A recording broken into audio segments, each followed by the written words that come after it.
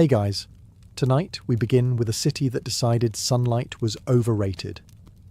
Ventilation shafts, stone doors, livestock, churches, all carved beneath what looked like a completely normal town. So before you get comfortable, take a moment, like the video and subscribe, but only if you genuinely enjoy what I do here. And let me know in the comments where you're tuning in from and what time it is for you.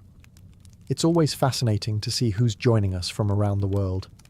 Now, dim the lights, maybe turn on a fan for that soft background hum, and let's ease into tonight's journey together. In 1963, a man in the quiet Anatolian town of Derinkuyu decided to renovate his basement. Now usually, when you knock down a wall in your basement, you find one of three things: dust, spiders, or regret. What you do not expect to find is a lost civilization. But that's exactly what happened. He swung his hammer, the wall gave way, and instead of solid rock, there was empty space. A hidden room. Already unusual. Most people would stop there, seal it back up, and pretend they didn't see anything. Not this guy. He noticed a narrow passage leading deeper into the darkness, and instead of thinking, "This is how horror movies begin," he stepped inside. The passage sloped downward. It didn't end, it just kept going.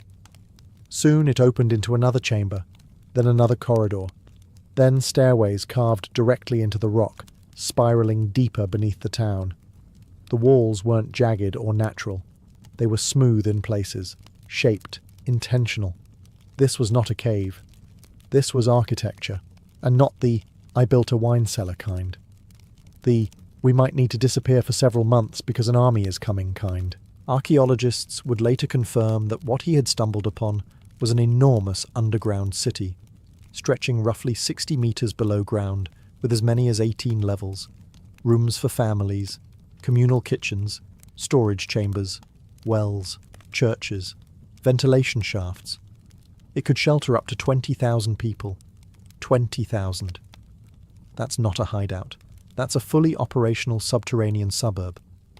Imagine discovering that your basement leads to a town larger than your town. For centuries, people lived their lives above this place without realizing what was below them. Children ran through streets directly over ancient corridors. Farmers ploughed fields above forgotten chapels. Entire generations slept peacefully while an underground city waited beneath their foundations. And the craziest part? It wasn't uncovered by some dramatic archaeological expedition with banners and press conferences. It was found because someone wanted more storage space. History didn't roar back to life. It politely cleared its throat behind a basement wall. And sometimes that's how the past works. Empires collapse loudly. Wars are remembered. But the truly unsettling things, they just sit quietly underground, waiting for a man with a hammer and mild curiosity. Now that we've established that one random basement renovation uncovered a hidden metropolis, the obvious question is this: who wakes up one day and decides, "You know what this town needs? 17 more floors? Downward?" Derinkuyu wasn't dug all at once. It evolved over centuries. The region of Cappadocia sits on soft volcanic rock called tuff. Easy enough to carve with simple tools, yet stable enough to hold large chambers without collapsing. In other words, it was the perfect material for anyone thinking, "Let's build a secret underground civilization just in case." The earliest tunnels may date back to the Phrygians around the 8th century BCE. Later, Byzantine Christians expanded the complex dramatically. Every generation added something: a room here, a corridor there, another level when paranoia increased. And paranoia definitely increased. By the time Derinkuyu reached its full scale, it descended about 60 meters underground. That's roughly the height of a 20-story building. Except instead of going up towards sunlight and views, they went down into cool, dimly lit stone corridors. There were narrow staircases connecting levels, designed intentionally tight. Not because they were minimalists, because if invaders somehow broke in, you didn't want them sprinting comfortably through your underground neighborhood. Some corridors are so small you have to duck, which makes you realize something important. This was not designed for tourism. It was designed for survival. Entire sections were carefully planned. Storage rooms for grain and dried food, presses for wine and oil, communal kitchens, even designated spaces for animals. Because if you're hiding for months, you're bringing the goats. Ventilation shafts ran vertically through multiple levels, allowing fresh air to circulate. One central shaft alone served both as air supply and water access.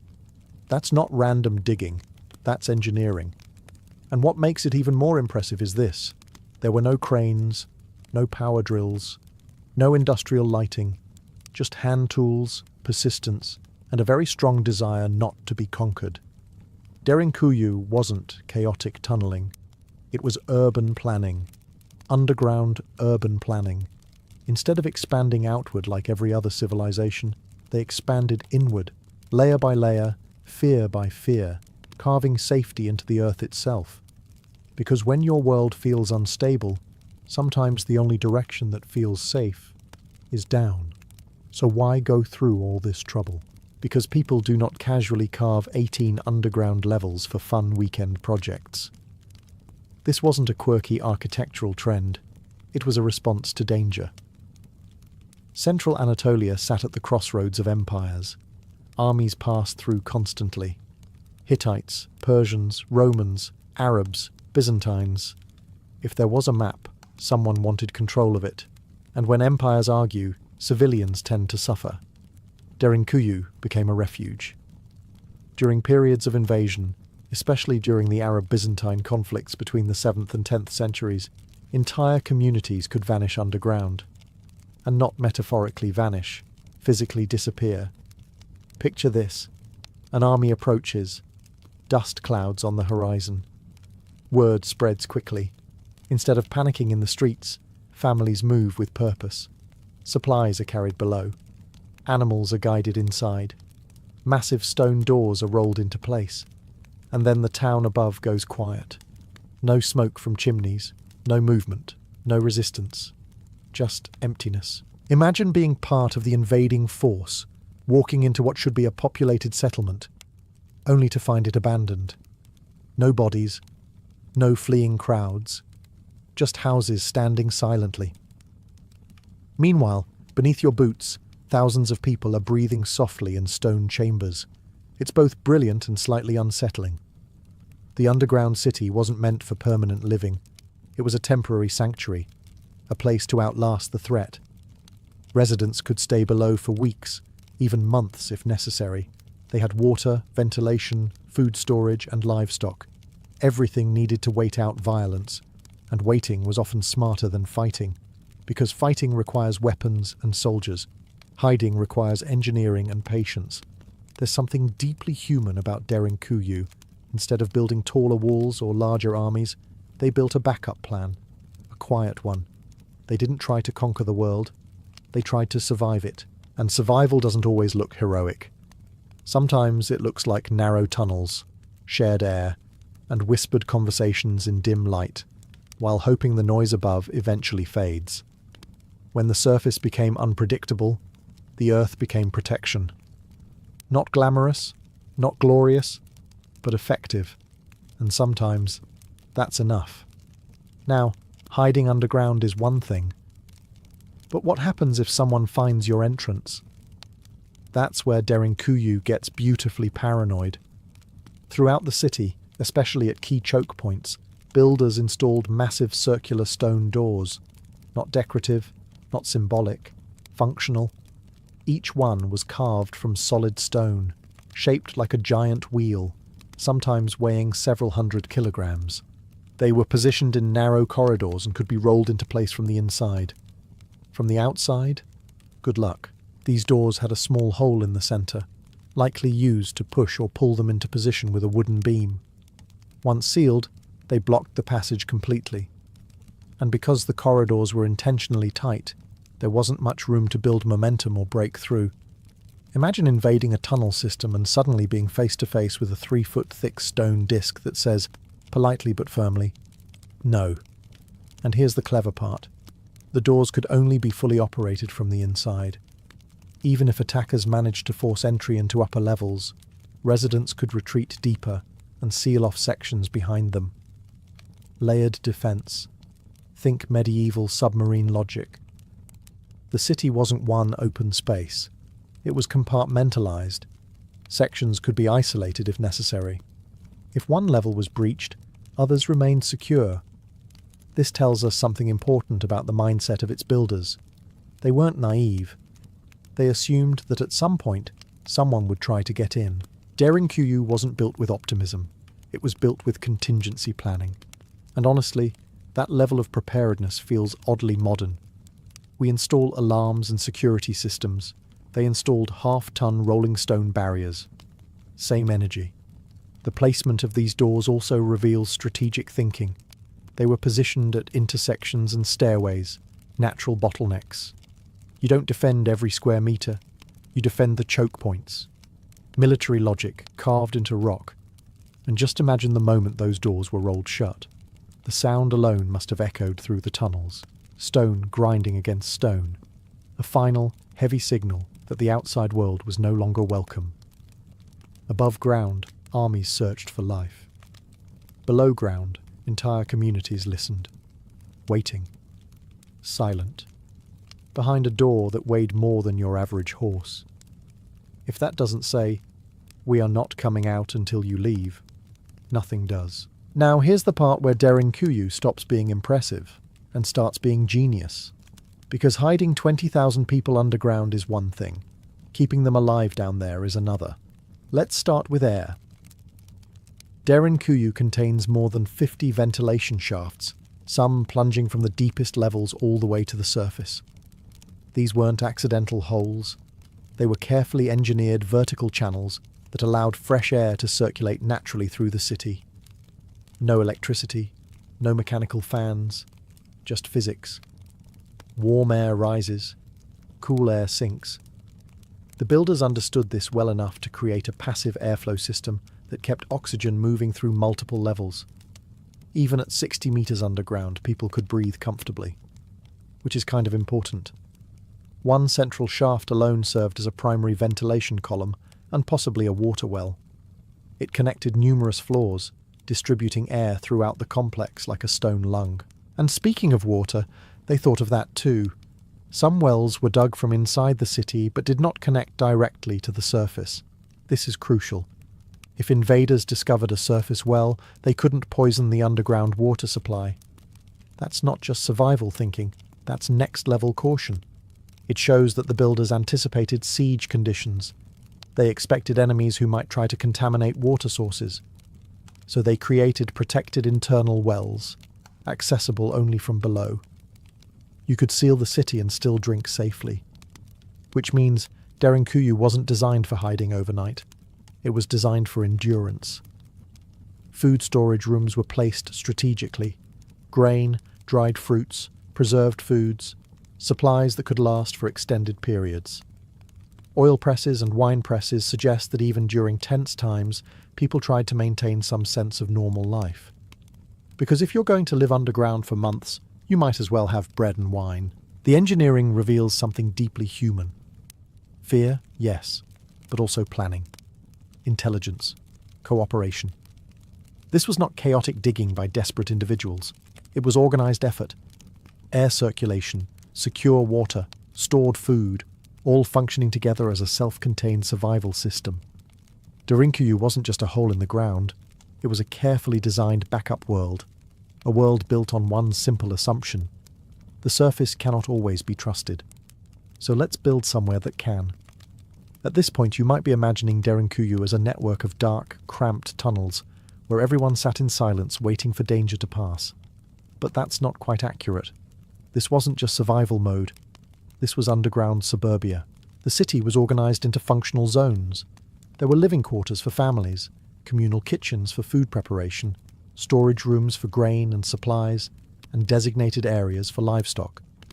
The layout wasn't random. It reflected a structured society that understood the importance of order, especially in confined spaces.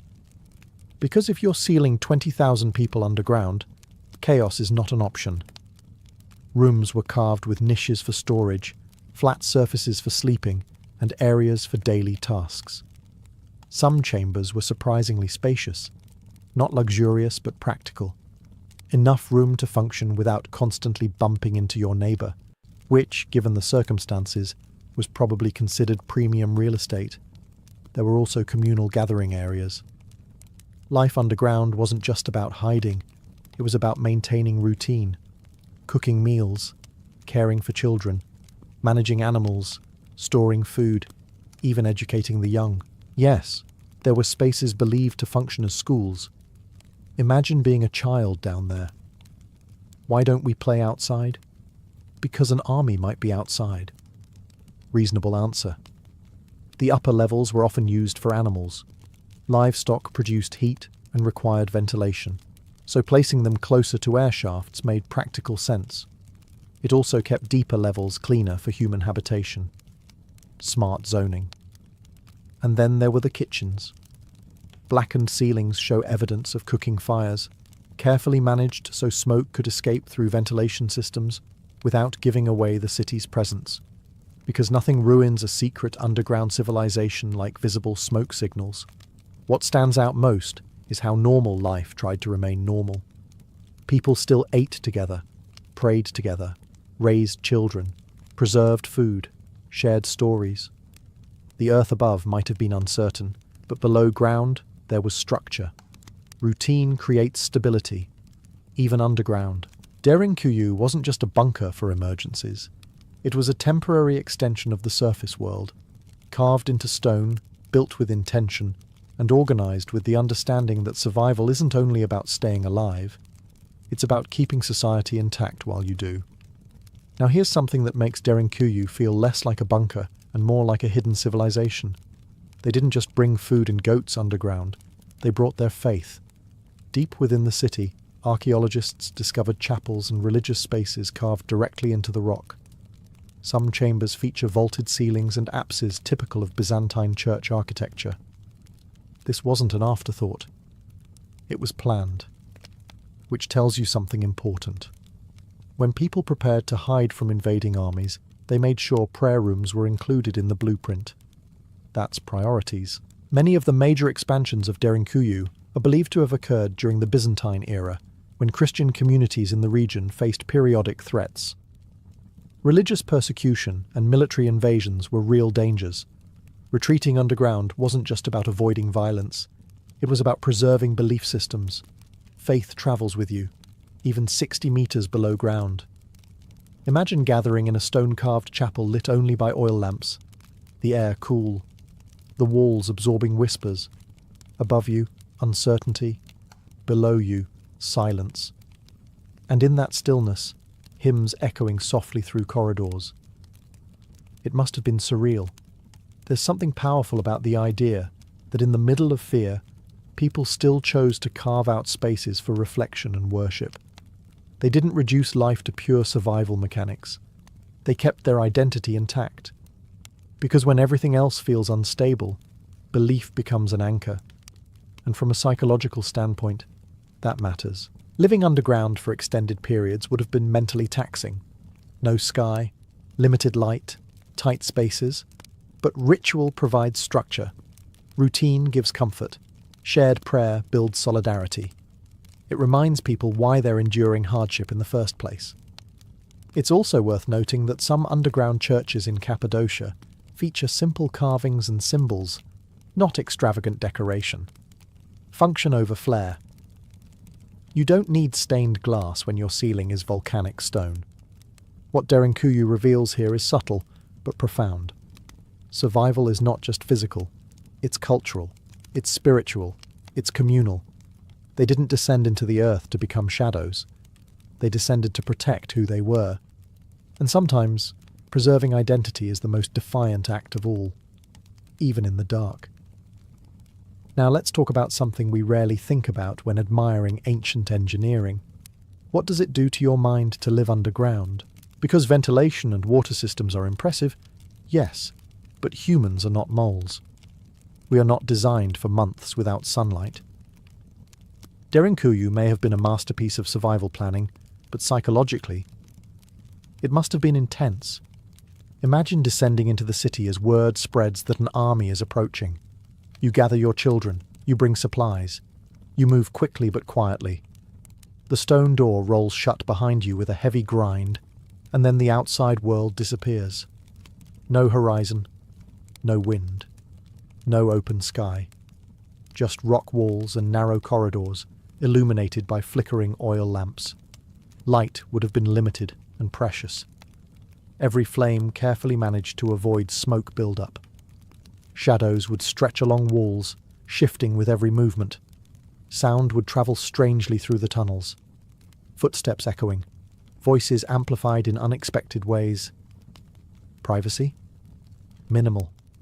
If someone coughed 3 corridors away, you probably heard it. Yet humans adapt. They always do.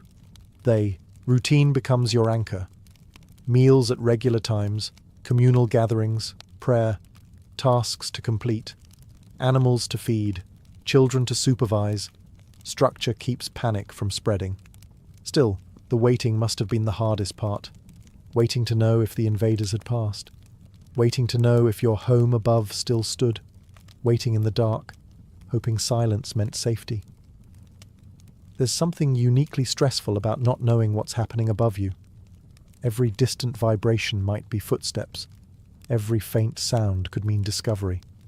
And yet, generation after generation chose this method, which suggests that whatever horrors existed above ground were worse than claustrophobia below it.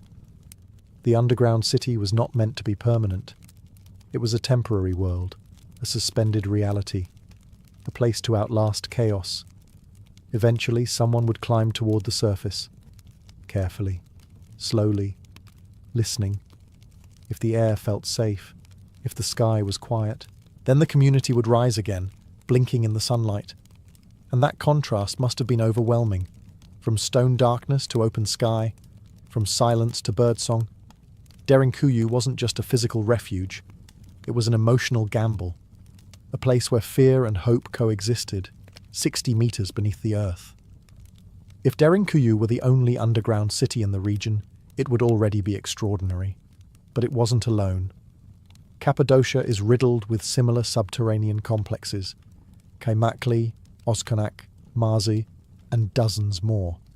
Some are smaller, some are partially collapsed. But together, they reveal something even more impressive than a single hidden refuge. This was a system. Derinkuyu itself may have been connected to other underground cities through long tunnels stretching for kilometers. One such passage reportedly links it to Kaymakli, several kilometers away. Imagine that. Not only did people build a massive underground city, they built underground highways between them, because apparently, once you commit to living beneath the earth, you really commit. This suggests coordination between communities. Shared strategies, shared threats, a regional understanding that if danger comes, we all go down. It also tells us that Derinkuyu wasn't some isolated act of desperation. It was cultural knowledge. People knew how to carve these spaces. They passed the skill down. They improved designs over generations. They standardized ventilation systems, defense mechanisms, storage areas. This wasn't random tunneling. It was architectural tradition. And the more archaeologists study these sites, the clearer it becomes that underground living was not an occasional last resort. It was an expected contingency. If you lived in Cappadocia, you didn't just build a house. You built a house with an escape plan. It changes how you see the surface town above. What looks like a peaceful rural landscape hides layers of engineering below. Entire neighborhoods had access points. Entrances were concealed inside homes, courtyards, or narrow alleyways. From the outside, everything appeared normal. But beneath, there was readiness. And that's the fascinating part. Derinkuyu represents collective planning across centuries. It required cooperation, labor, and long-term thinking. You don't carve 18 levels underground because you're optimistic about the geopolitical climate. You carve them because history has taught you a lesson. Empires rise, armies march, borders shift. And sometimes, the smartest response is not to fight, it's to vanish.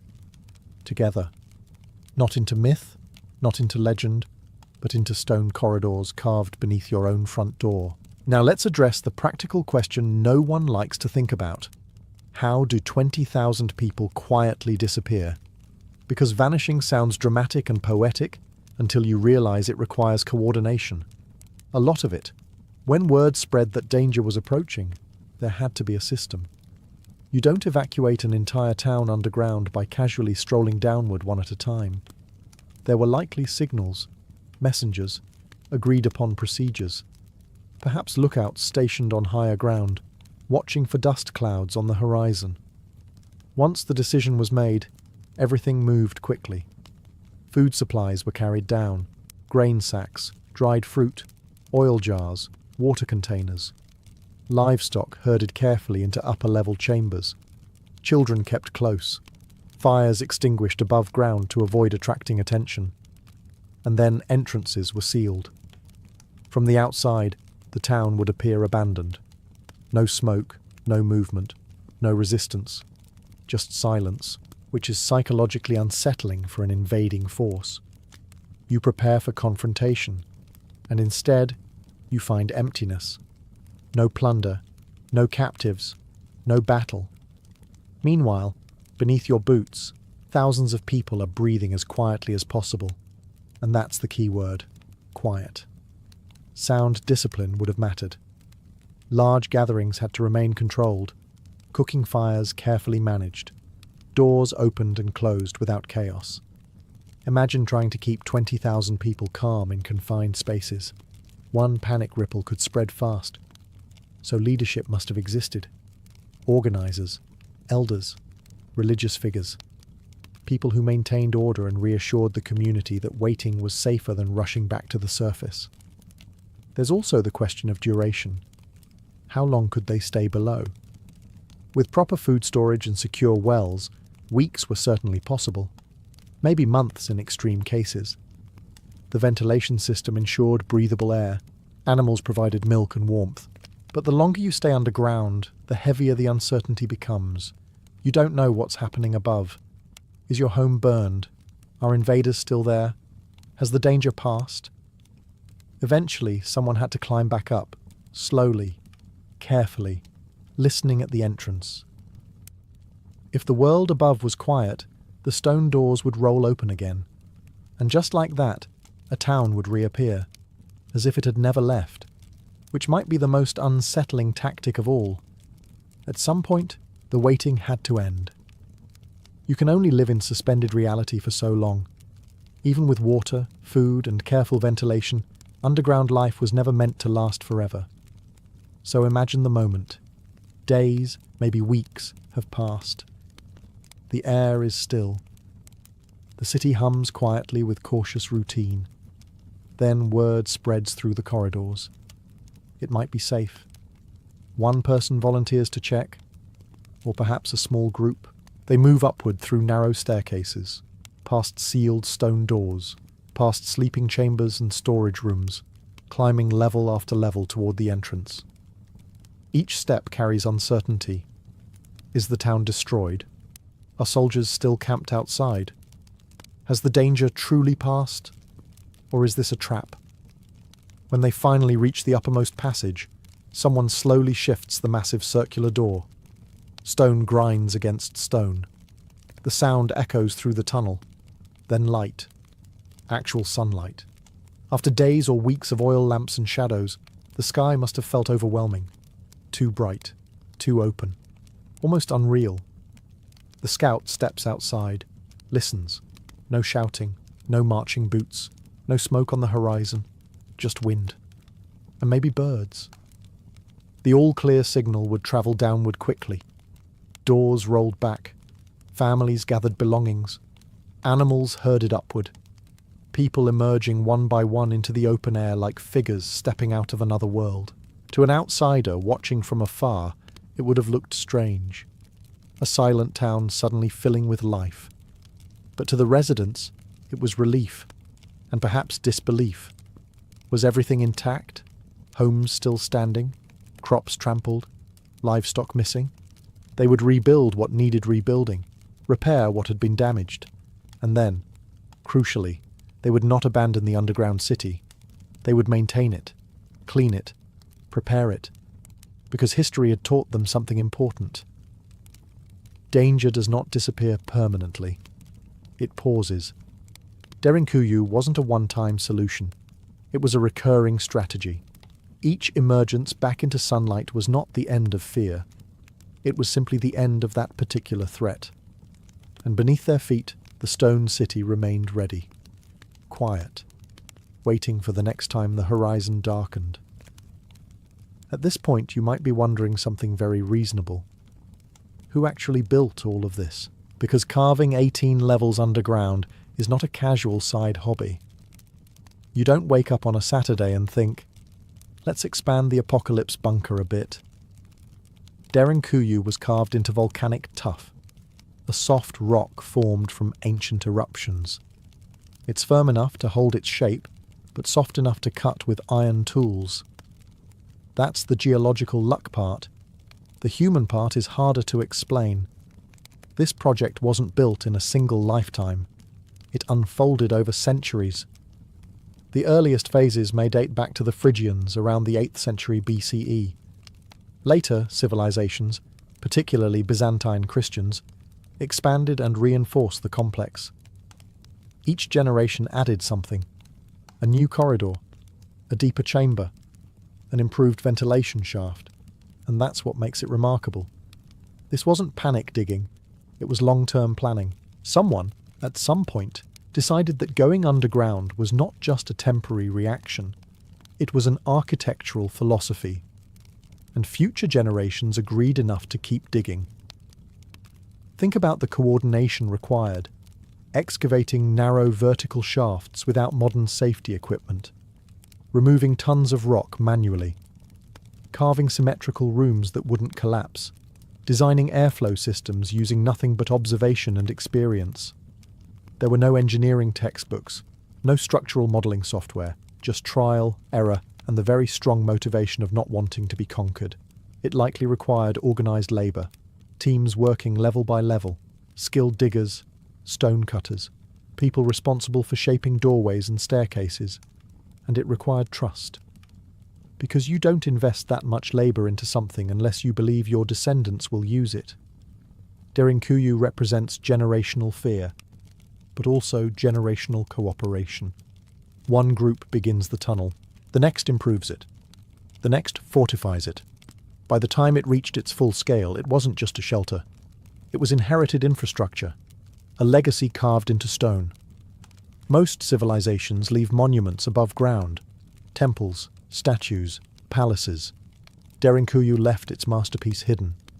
No glory, no grand facade, just miles of tunnels that say very quietly, "We were prepared."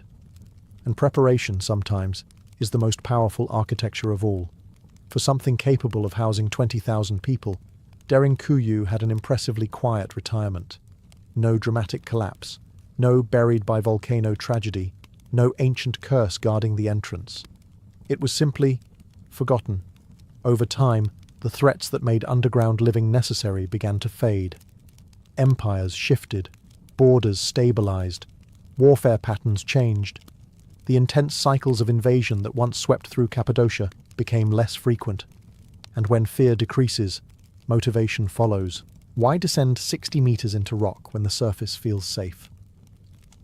Gradually, the underground city transitioned from emergency refuge to backup option, to rarely used fallback, to old infrastructure. Entrances were sealed, some collapsed naturally. Others were intentionally blocked to prevent accidents or unauthorized access. Knowledge of deeper levels likely survived as local memory for a while. Stories passed down, vague awareness of old tunnels beneath the town. But without repeated use, even the most impressive systems fade from daily life.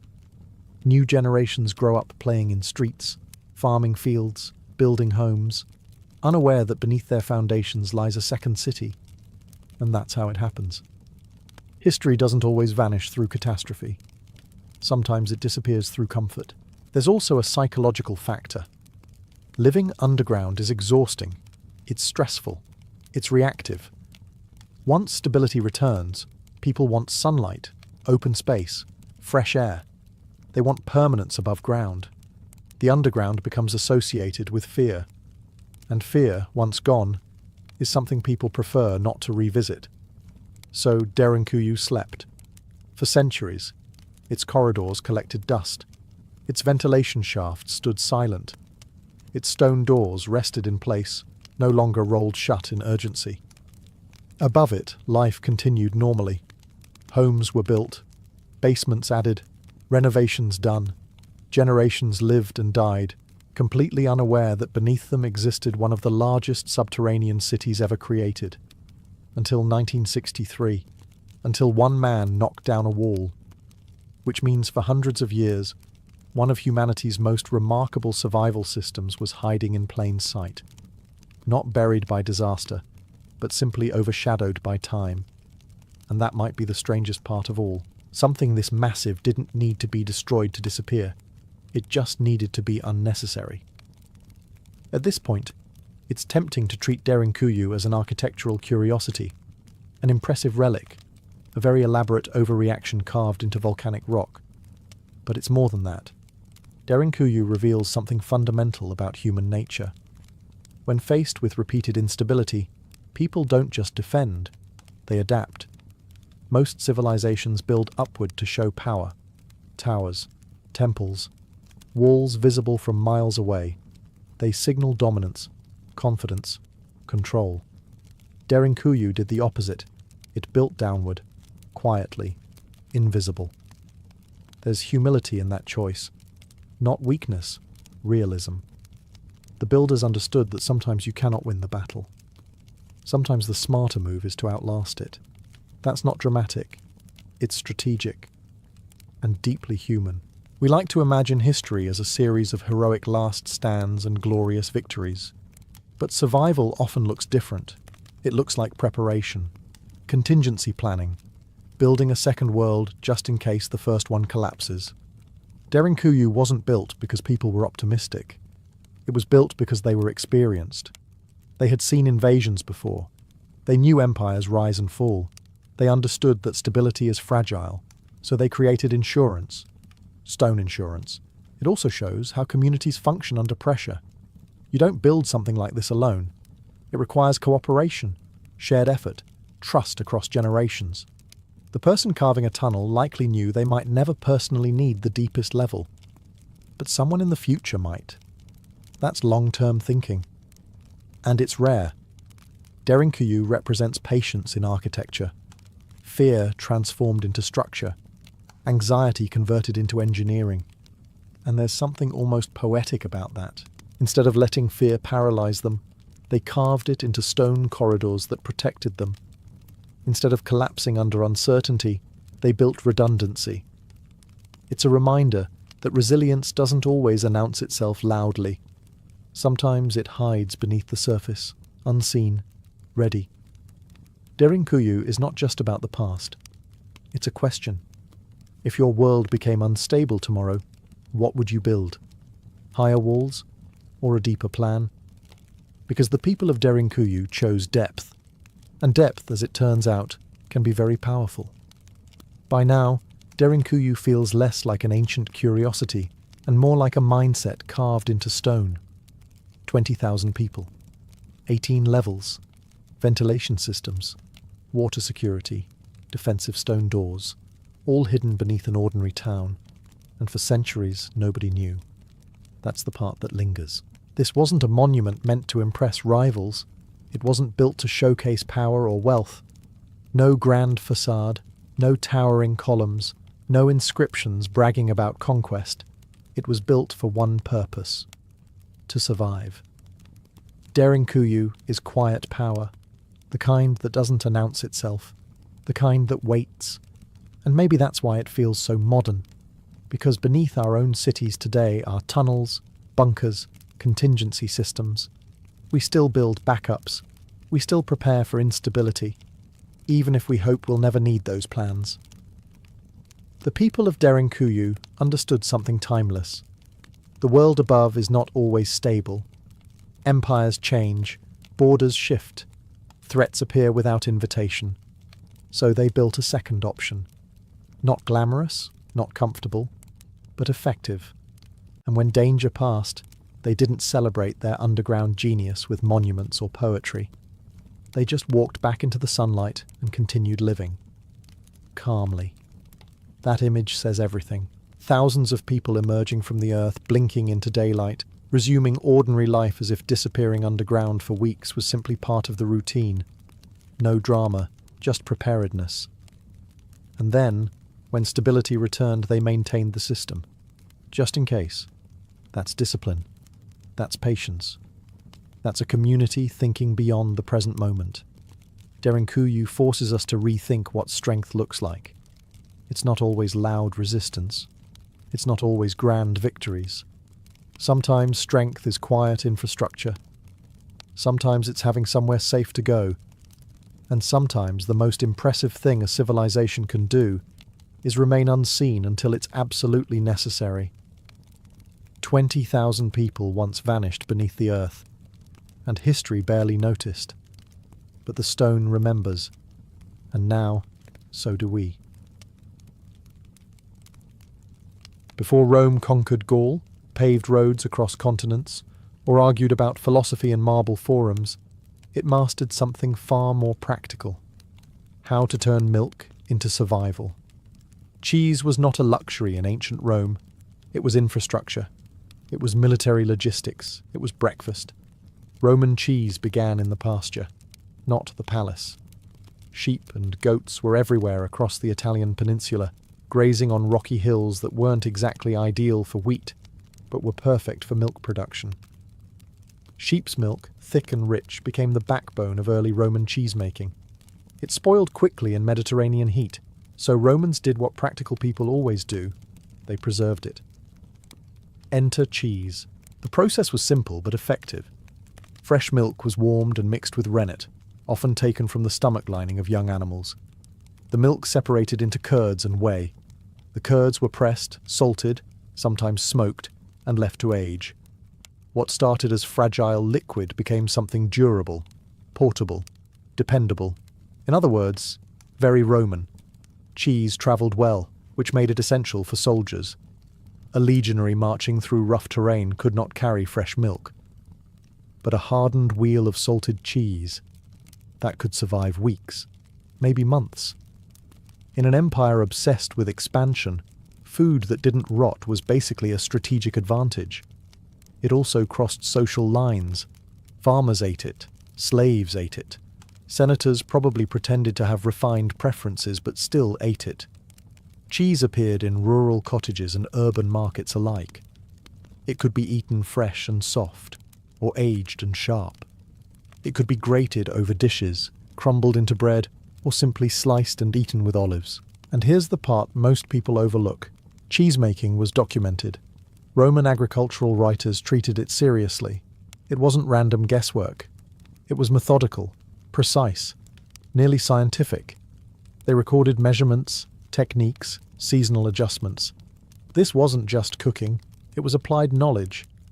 So while we tend to associate Rome with triumphal arches and military campaigns, remember this: none of that happens on an empty stomach. The empire that ruled the Mediterranean was, in part, powered by curds pressed under stone and salted by careful hands. Not glamorous, not dramatic, but quietly essential. If Chapter 1 was about survival, Chapter 2 is about precision. Because Romans did not just stumble into good cheese, they wrote manuals about it, detailed ones. And leading that charge was a man named Columella, a first-century agricultural writer who treated cheesemaking with the seriousness of a military campaign. Columella did not describe cheese like a hobbyist sharing grandma's recipe. He broke it down step by step. Milk had to be fresh, not mostly fresh. Not smells fine if you ignore it. Fresh. It had to be strained carefully, heated gently. Too much heat would ruin texture. Too little would prevent proper curd formation. Precision mattered. Then came rennet. He advised using it sparingly, emphasizing balance. Too much and the curds toughened. Too little and you were left with a sad, watery mess. Once the milk separated into curds and whey, timing again became everything. The curds had to be transferred into baskets or moulds, allowing whey to drain naturally. Gravity did its quiet work. Pressing followed. Stones were often placed on top to squeeze out remaining liquid.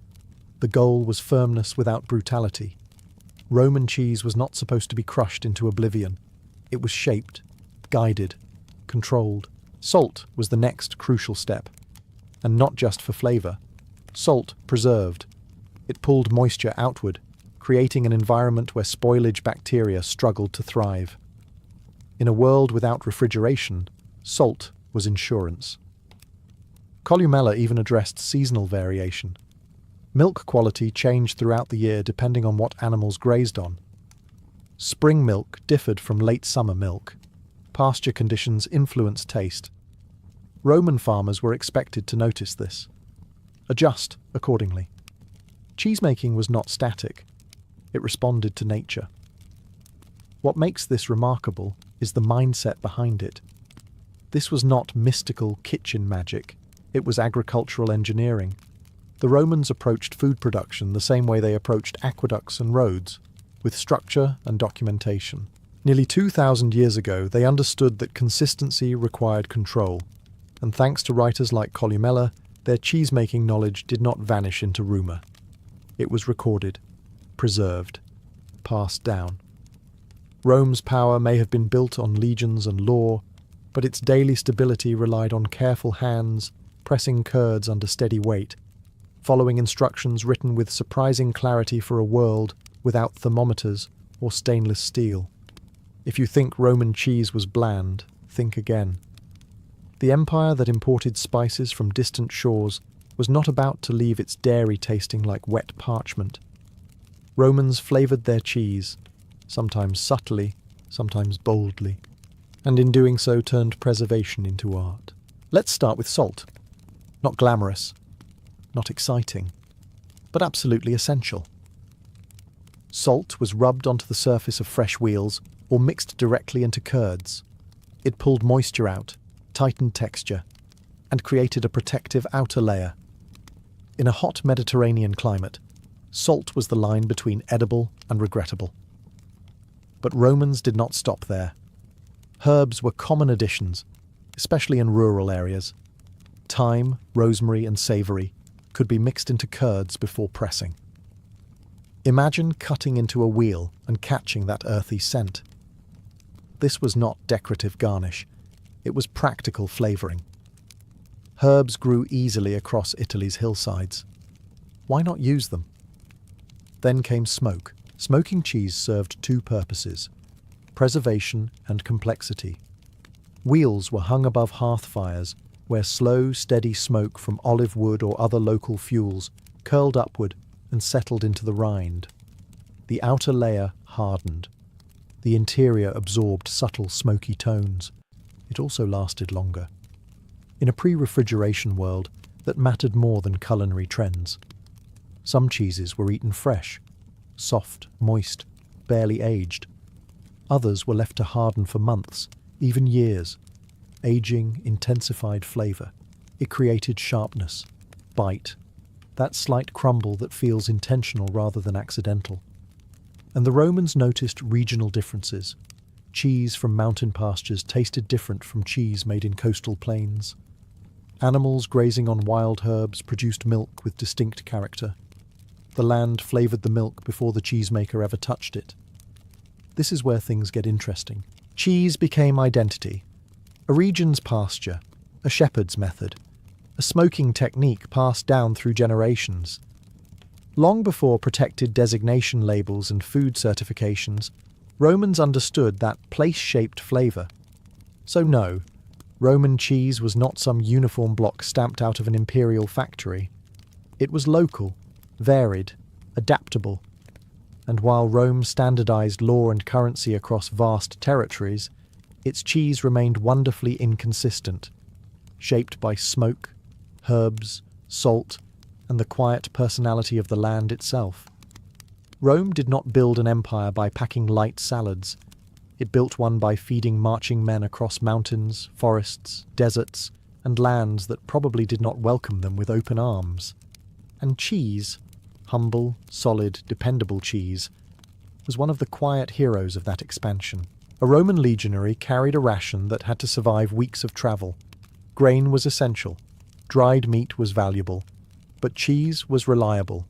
A hard, salted wheel could endure rough handling, fluctuating temperatures, and long storage without turning into something tragic. It required no elaborate preparation. Slice it, bite it, march on. This was not accidental. Roman military logistics were obsessively organized. Supplying thousands of soldiers across vast distances required food that was compact, calorie-dense, and resistant to spoilage. Cheese fit perfectly into that equation. It provided protein and fat, energy that lasted longer than a handful of figs. Imagine a column of soldiers moving along a newly constructed road, shields clanking, sandals grinding against stone. When they stopped to rest, bread and cheese likely appeared. Simple, functional, effective. Not glamorous, but armies are rarely fueled by glamour. Cheese also travelled across provinces as part of tax and tribute systems.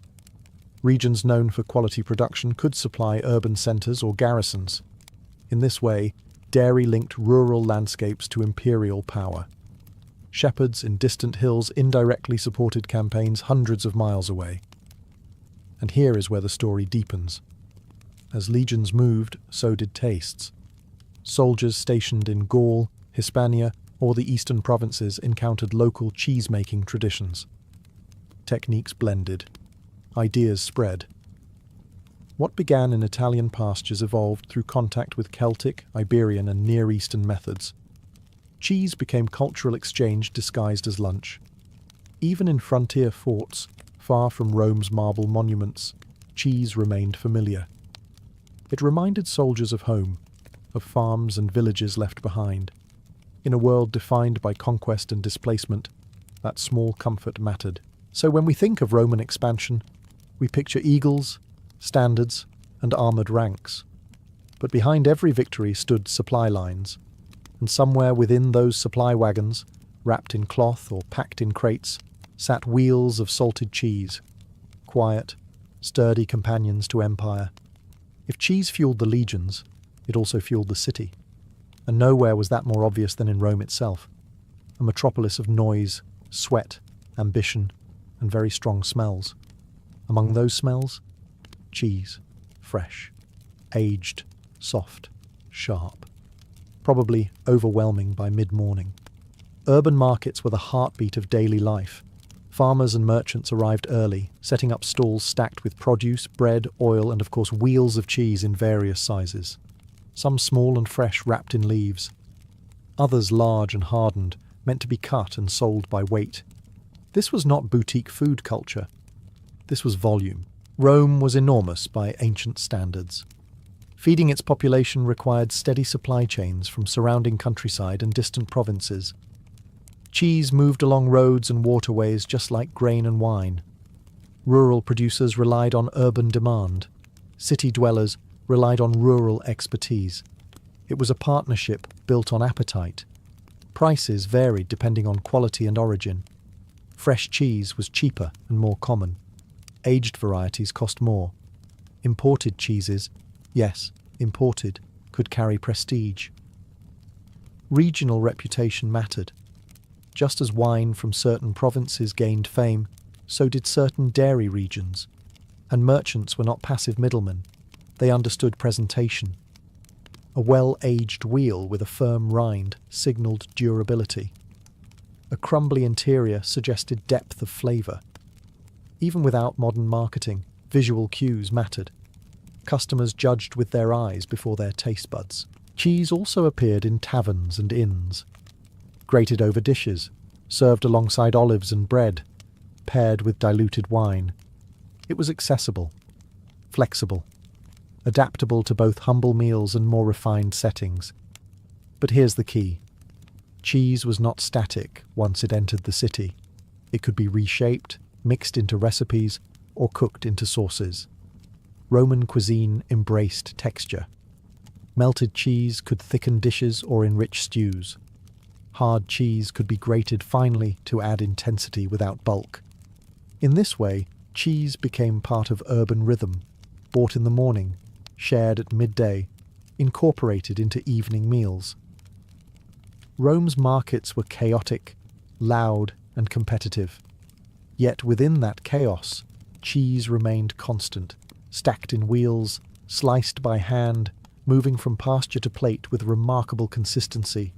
Not flashy, not ceremonial, just dependable nourishment in a city that never really slowed down. By the time cheese reached the Roman kitchen, its journey was far from over. It was not simply sliced and served, though that certainly happened.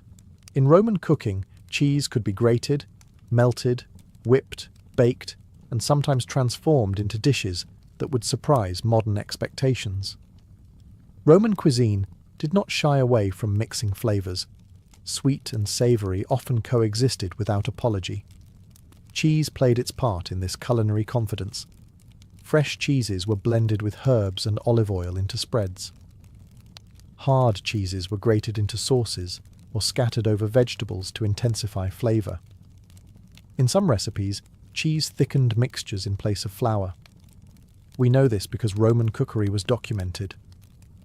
Recipes attributed to Apicius include instructions that combine cheese with eggs, honey, pepper, and garum, that famous fermented fish sauce that Romans seemed to put on nearly everything. The result might sound chaotic to modern ears, but to Romans it was layered and balanced. Cheese also appeared in baked goods. Savoury pastries filled with soft curds, dishes resembling early cheesecakes made with fresh cheese, eggs, and honey. These were not towering desserts dripping with syrup. They were modest, compact, and rich, suitable for offerings, celebrations, or everyday indulgence. Even vegetables benefited. Cabbage, lentils, and greens could be enhanced with grated cheese, adding depth and saltiness. It was a practical way to elevate simple ingredients. When meat was scarce or expensive, cheese stepped in as a reliable source of protein and richness.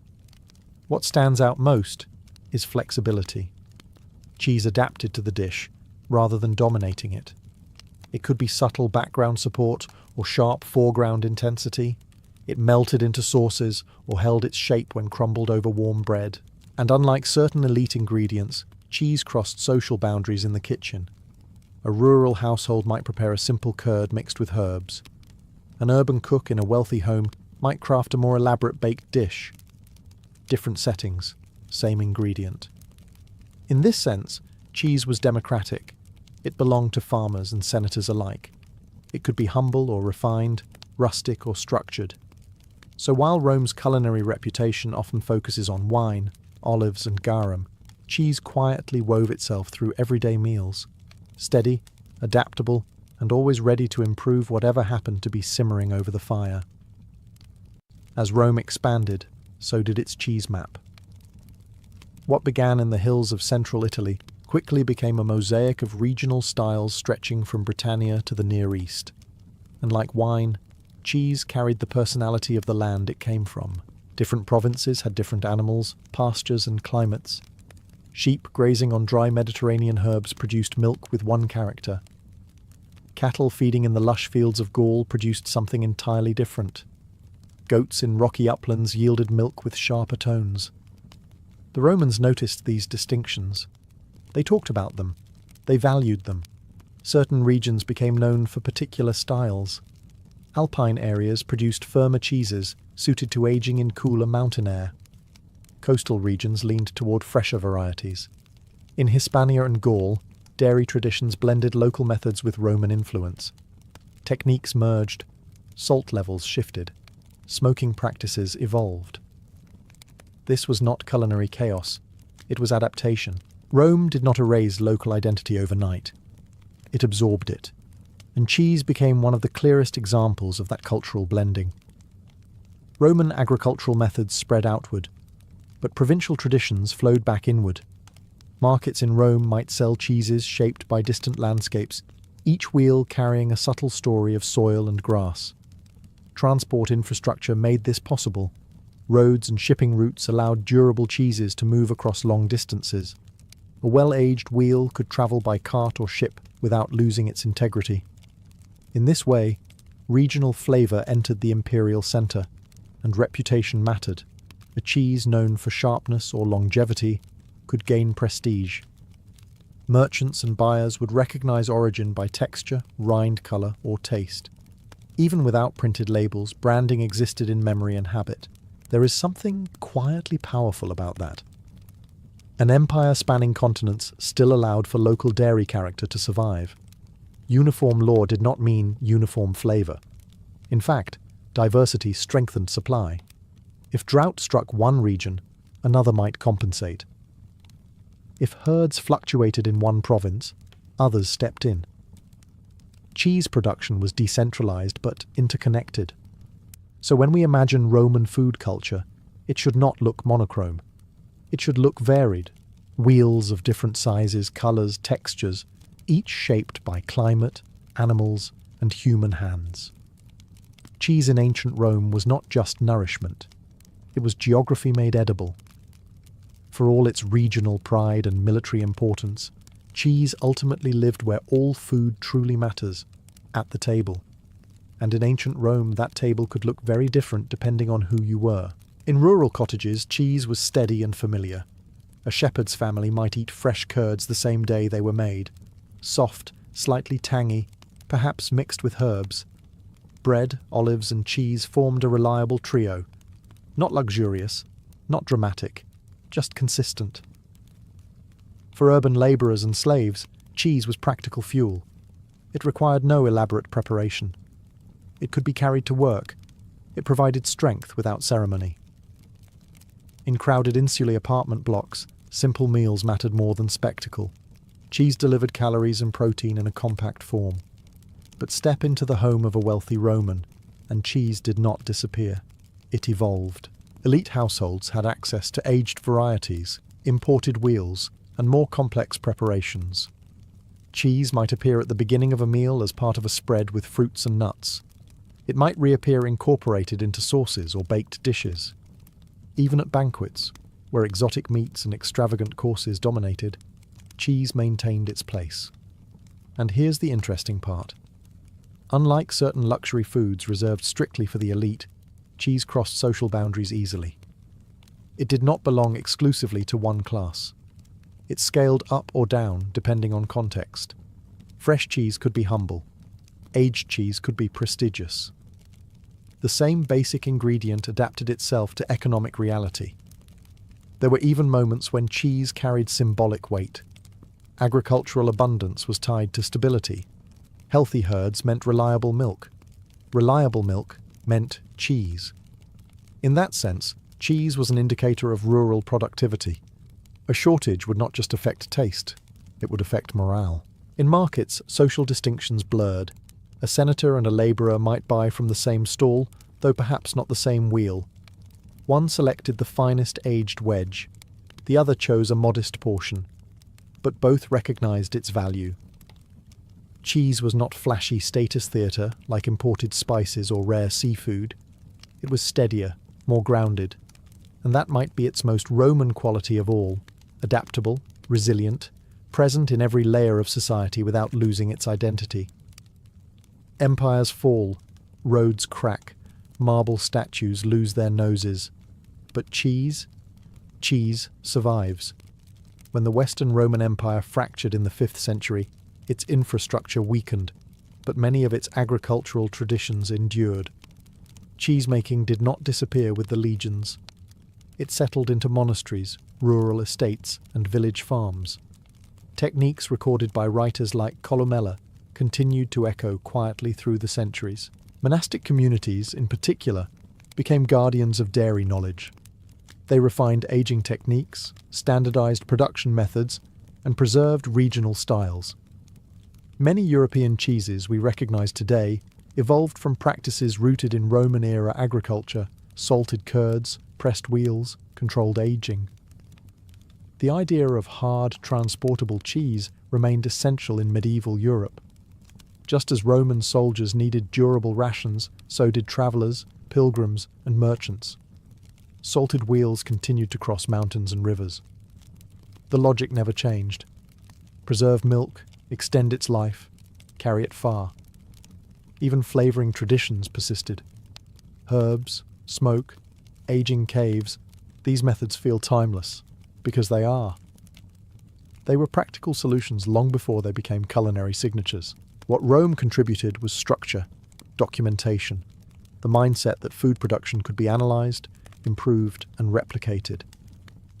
Cheese-making was not random tradition. It was method, process, adjustment according to season and pasture. That approach laid groundwork for the dairy cultures of Europe. Today, when you encounter aged sheep's milk cheeses from Italy, Spain, or France, you are tasting layers of history. The specific recipes evolved, of course. Regions refined their own identities. But the foundation, separating curds from whey, salting, pressing, aging, would feel familiar to a Roman farmer. There is something quietly profound about that continuity. Across 2 millennia, through wars, plagues, and political collapse, the basic act of turning milk into cheese endured. Rome may be remembered for law codes, aqueducts, and conquest, but its daily life left another legacy, one you can still slice, grate, or crumble onto bread. In the end, cheese outlasted the empire that helped perfect it. Not dramatic, not monumental, just persistent, and perhaps that is the most Roman legacy of all. Before European merchants boasted of their grand bazaars, before crowded Renaissance squares claimed to be the centre of the world, the market of Tlatelolco was already operating on a scale that would have stunned them. Up to 60,000 people gathered here daily. Not occasionally. Daily. At first light, the movement began across Lake Texcoco. Canoes cut through the still water, stacked high with goods from the surrounding chinampas. Floating agricultural fields that made the valley astonishingly productive. Farmers brought maize still wrapped in husks, beans in woven sacks, squash, tomatoes, and fiery chilies. The air carried the scent of damp earth and vegetation long before the plaza filled. As the sun rose higher, the square transformed into a carefully organised ecosystem. This was not a chaotic crowd shouting over one another. The market had structure. Vendors were grouped by category. Food sellers occupied one section, pottery and tools another. Textiles and garments had their own space.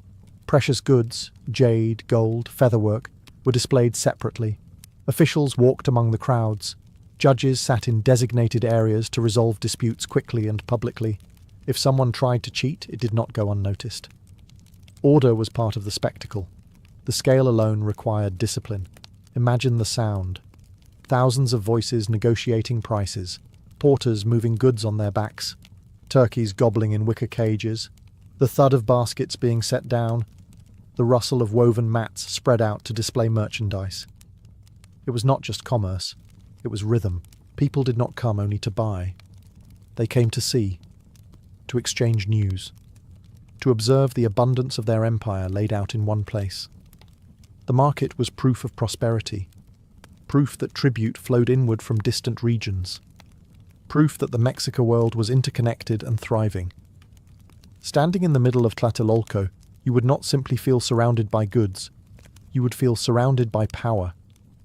Agriculture, trade networks, and social order converged here in visible form. This was not a side attraction to the capital. It was its heartbeat. Every morning it pulsed again, and the city moved with it. If the plaza was the heart, then food was the pulse you could taste in the air. Walk into the food section of the market of Tlatelolco, and you were surrounded by colour. Maize in every shade, white, yellow, blue. Stacks of tortillas still warm from clay griddles. Tamales wrapped in corn husks, filled with beans, chilies, squash, or meat. Steam rising in soft clouds. Turkeys were tethered or kept in woven cages, their feathers ruffling as buyers inspected them. Dogs bred for food, small, hairless xoloids quintly, were also sold, not as pets, as protein. For a modern audience, that may sound surprising. For the Mexica, it was normal. Cacao beans were traded carefully, sometimes even counted individually. They were more than an ingredient. They were currency. A handful of beans could buy food. A larger pouch could secure cloth or tools. In the market, economics and appetite blended seamlessly. Amaranth cakes appeared in neat stacks. Dense, nutritious, sometimes mixed with honey. Chili sauces of every intensity sat in clay bowls. Green, red, dark brown, thick and thin, each vendor proudly claiming superiority. And then there were insects, grasshoppers, maguey worms, ant larvae, seasoned, toasted, sometimes ground into pastes, high in protein and widely consumed. To dismiss them would be to misunderstand the ingenuity of the food system. Nothing edible was wasted. The land provided variety, and the market displayed it unapologetically. Flowers were also sold for consumption, squash blossoms, fragrant and delicate. Herbs bundled tightly, edible greens gathered from lake edges. The range was astonishing. Prepared food vendors added another layer of energy. You did not have to cook at home. You could eat right there. Stews simmered in clay pots. Drinks were poured into gourds. Buyers sat briefly on mats to eat before returning to the flow. What made it remarkable was scale and abundance. This was not scarcity-driven survival. This was a thriving food culture supported by advanced agriculture, tribute systems, and trade routes stretching across Mesoamerica. In one section of the plaza, you could taste the empire, and it tasted bold, smoky, spicy, sweet, earthy, alive with variety and confidence. If the food stalls showed you how people survived, the luxury sections of the market of Tlatelolco showed you how the empire displayed its power. Beyond the scent of tamales and chili, you entered areas where goods gleamed rather than steamed. Feathers shimmered in impossible colours, deep turquoise, brilliant scarlet, iridescent green. These were not ordinary bird feathers. Many came from distant tropical regions, carried hundreds of miles through tribute networks. Feather workers transformed them into cloaks, headdresses, shields, and ceremonial pieces that signalled rank and prestige. Nearby, gold and jade rested on woven mats. Gold was admired for its beauty, though not valued as currency in the same way Europeans later obsessed over it. Jade, green and smooth, held deep symbolic meaning. Obsidian blades lay carefully arranged, sharp volcanic glass that could slice cleaner than many metal edges of the time. Cotton textiles were folded neatly in stacks. Fine cloaks signified status. The quality of fabric told a story about wealth and origin. In a society where clothing marked social rank clearly, the textile section was more than retail. It was hierarchy on display. Much of this abundance flowed into the market through tribute. Conquered regions across Mesoamerica sent goods regularly to the Mexica capital. Cacao from the south, feathers from tropical forests, stones from distant quarries, salt from coastal areas. The market was where this vast network became visible to ordinary citizens. Merchants known as Pochteca played a crucial role. These were not casual traders. They were organized, respected, and sometimes politically influential. They traveled long distances, negotiated deals, and brought exotic goods back to Tlatelolco. Their knowledge of foreign lands and routes made them valuable to the state. Walking through this section, you would sense something beyond commerce. You would sense reach. The market was not just local farmers exchanging goods. It was a hub connecting mountains, jungles, lakes, and deserts. Every jade bead, every bolt of cotton, every obsidian blade represented labour from another region. The plaza was a living map of an interconnected world. And standing in the centre of it all, you could feel how trade reinforced authority. The empire was not only sustained by force, it was sustained by flow. Goods moving inward, power radiating outward. With tens of thousands of people gathering daily, the market of Tlatelolco could have dissolved into chaos. Instead, it operated with remarkable discipline. Structure was not optional. It was essential. The plaza was carefully divided into sections. Vendors did not simply choose random spots. Food sellers grouped together. Textile merchants occupied their own area. Potters, toolmakers, jewelers, and feather workers each had designated spaces. This organization made navigation easier and reinforced professional identity. You knew where to go for obsidian blades. You knew where to find tamales. Officials patrolled the grounds. overseeing transactions. Judges sat in a specific section to hear complaints and resolve disputes immediately. If a seller cheated a buyer, or if a disagreement erupted over price or quality, the matter could be addressed on the spot. Justice was public, swift, visible. Standards mattered. Weights and measures were monitored. Quality was expected. A damaged cloak or spoiled food was not easily overlooked. Reputation in a marketplace of this size could determine survival. A dishonest vendor risked exclusion. The presence of order did not drain the market of energy. It amplified it. The noise of bargaining, the movement of porters carrying heavy loads, the rustle of woven mats, all of it unfolded within a system that kept the vast machine functioning. There was also social structure embedded in the space. Nobles could move through certain areas with authority. Commoners navigated their own routines. Merchants from distant regions brought unfamiliar goods and accents, adding layers of cultural interaction. Yet everyone operated within shared rules. This was governance in action. The market was not separate from political power. It was a reflection of it.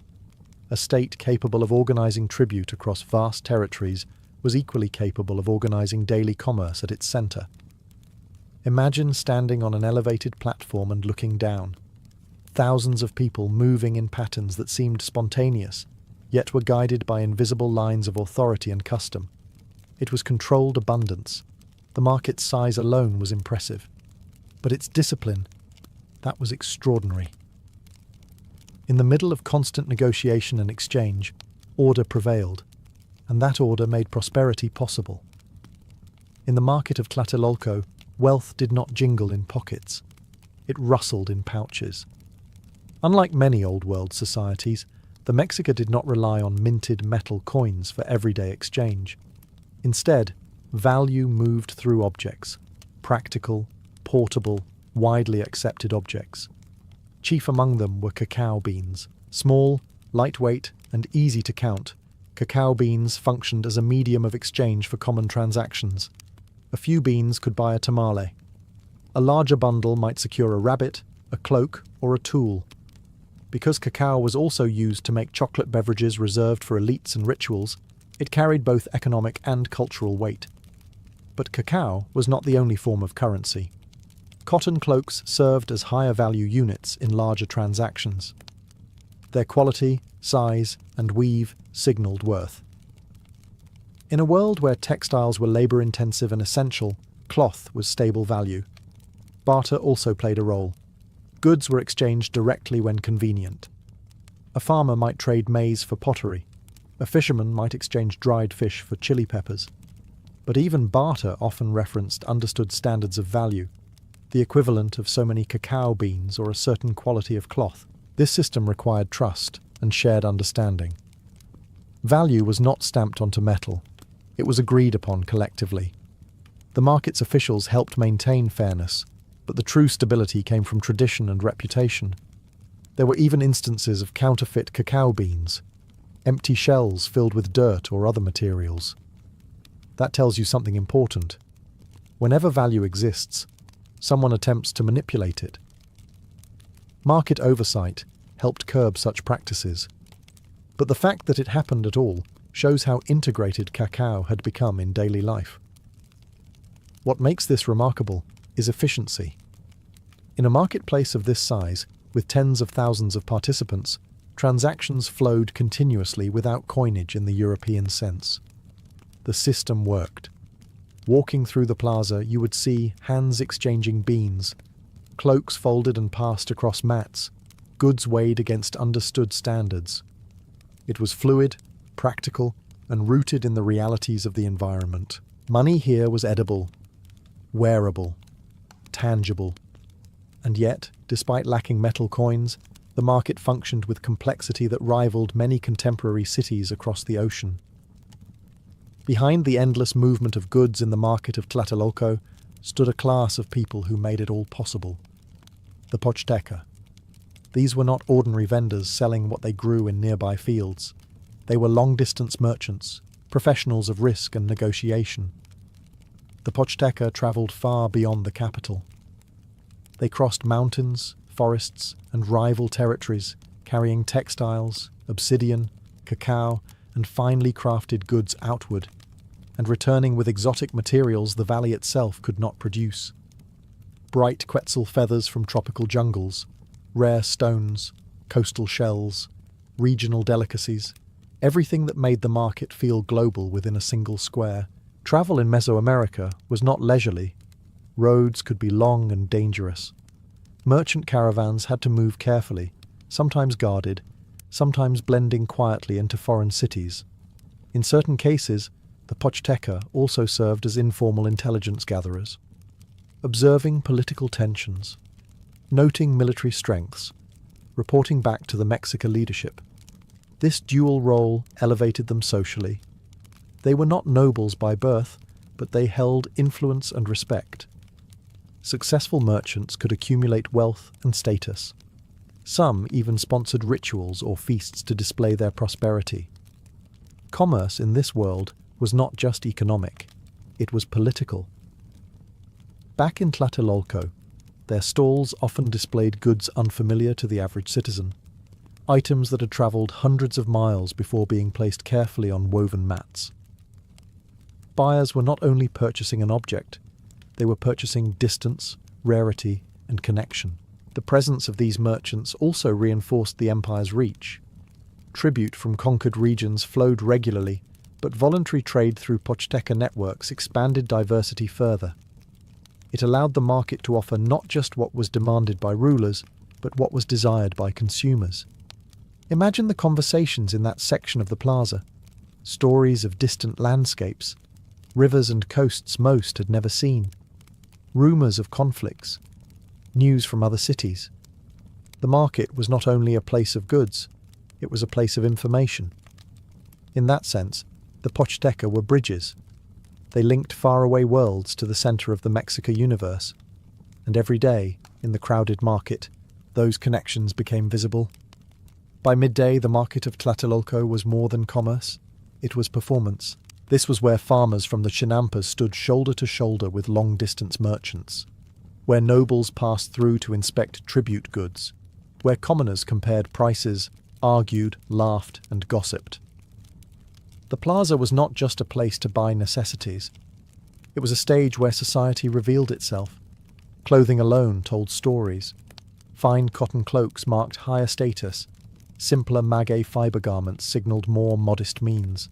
Jewellery, hairstyles, and the way someone carried themselves mattered.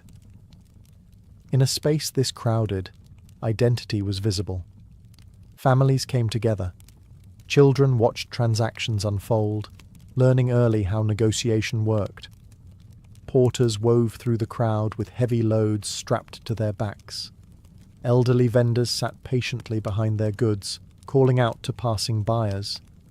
And then there was the sound, the constant hum of bargaining, the rhythm of voices rising and falling, laughter from prepared food stalls, the squawk of birds, the shuffle of sandals against packed earth.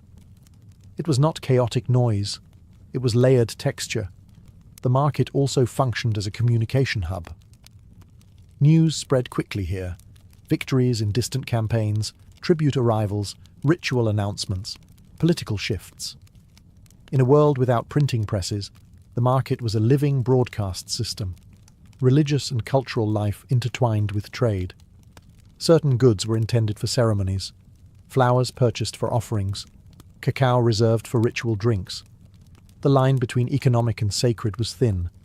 Even disputes became part of the spectacle. When judges ruled on disagreements, people observed. Justice was visible and immediate. Authority reinforced itself through public process. If you wanted to understand the Mexica world, you did not need to stand inside a temple. You could stand in this plaza. You would see agriculture, hierarchy, craftsmanship, law, and belief woven together in one space. The market was not just a convenience, it was a mirror. It reflected the complexity, ambition, and structure of the society that built it. Every day, tens of thousands gathered, not just to trade goods, but to participate in the living drama of their empire. For years, the market of Tlatelolco pulsed with confidence. goods flowed in from across Mesoamerica. Tribute reinforced abundance. Order held firm. The plaza felt permanent, like the lake and mountains themselves. And then the strangers arrived. When Hernán Cortés and his men entered the Mexica capital in the early 16th century, they were taken to see the market. Spanish accounts describe their astonishment. They had seen markets in Europe, but nothing on this scale. The organization, the variety, the sheer number of people. It rivaled or surpassed the largest cities they knew. They observed the food sections, turkeys, cacao, fruits, insects. They noticed the careful grouping of goods. They commented on the judges maintaining order. Even as invaders, they could not ignore the sophistication before them. But admiration did not prevent violence. Tensions escalated in the city. Political alliances shifted. Distrust grew. The market, once a symbol of prosperity, stood at the center of a storm it did not create. Eventually, during the brutal conflict between the Spanish and Mexican forces, Tlatelolco became a battlefield. The plaza that once echoed with bargaining voices filled with chaos of a different kind. Trade stopped. Canoes no longer glided peacefully toward the docks. The system that had sustained tens of thousands daily fractured under siege and disease. Smallpox, brought unintentionally by Europeans, tore through the population. Infrastructure collapsed. The intricate network of tribute and commerce could not survive the combined force of warfare and epidemic. The fall of Tlatelolco was not just a military defeat, it was an economic rupture. A marketplace that had once demonstrated the strength of an empire now bore witness to its destruction. And yet, even in Spanish records written from a conqueror's perspective, there is a thread of respect for what they saw. The scale could not be dismissed. In its final days as an independent Mexican market, Tlatelolco represented both achievement and vulnerability, proof that even the most organized, abundant systems can be undone by forces beyond their design. The heartbeat faltered, and the plaza fell silent in a way it never had before. After the fall, the noise did not immediately return. The once thriving market of Tlatelolco, that daily convergence of 60,000 lives, became something else under colonial rule. The plaza remained, but the world that had animated it was fundamentally altered. Spanish authorities rebuilt and reshaped the area.